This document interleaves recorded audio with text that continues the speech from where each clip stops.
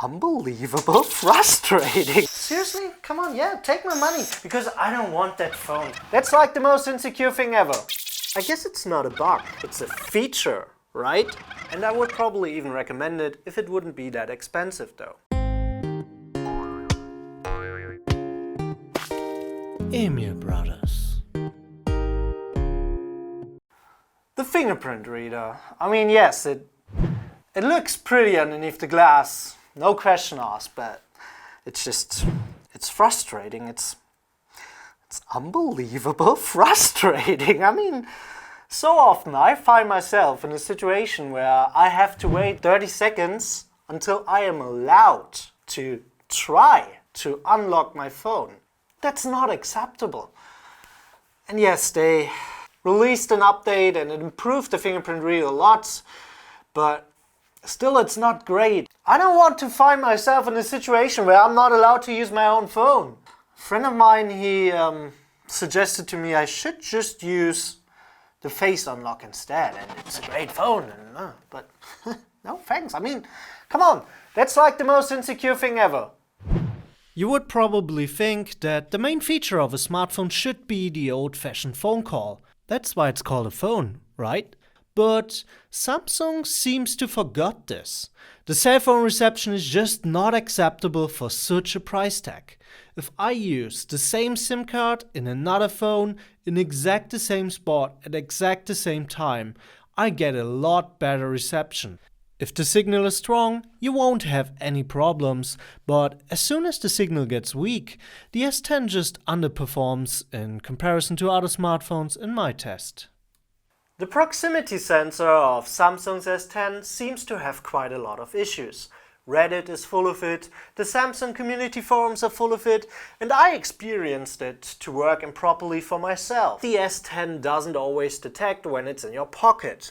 It kind of depends on what fabric your clothes are made of, but during my test time it happened quite a lot that my skin activated the phone through my trousers. But I guess it's not a bug, it's a feature, right?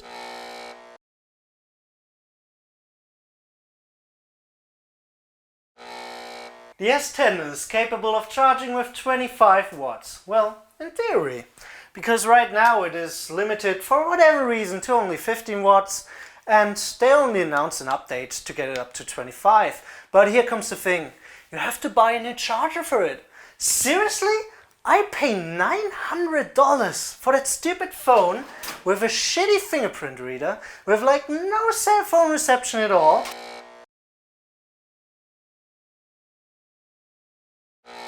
And then they want me to buy a new charger? Like, seriously? Come on, yeah, take my money. At this point, I don't even care anymore because I don't want that phone, seriously. I stick with my P30 Pro, it charges with 40 watts and it does it right out of the box. Sitting on the couch, 3-meter USB cable.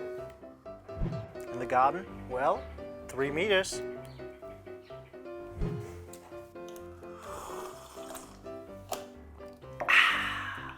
At the dinner table, 3-meter USB cable. Because I charge my phone everywhere. It's 3 meters of pure power and energy. Oh, it's just so convenient. That doesn't make any sense. Well, it is still just a cable.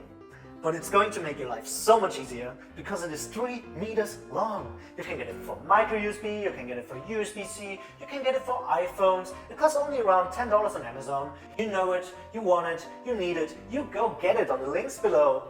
Get your 3-meter USB charging cable. Like right now. Go. Click on the links. Trust me, your life is going to be so great with this.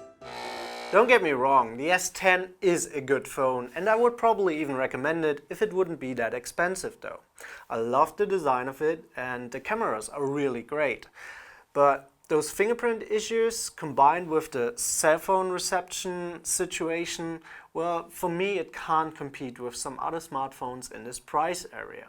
Again, if you're mostly in the city where the carrier signal is strong anyway, you won't have any problems with the cell phone reception. But as soon as I get on the countryside where the signal gets weaker, well, other smartphones do deliver me a better cell phone reception, and that's kind of an issue for me.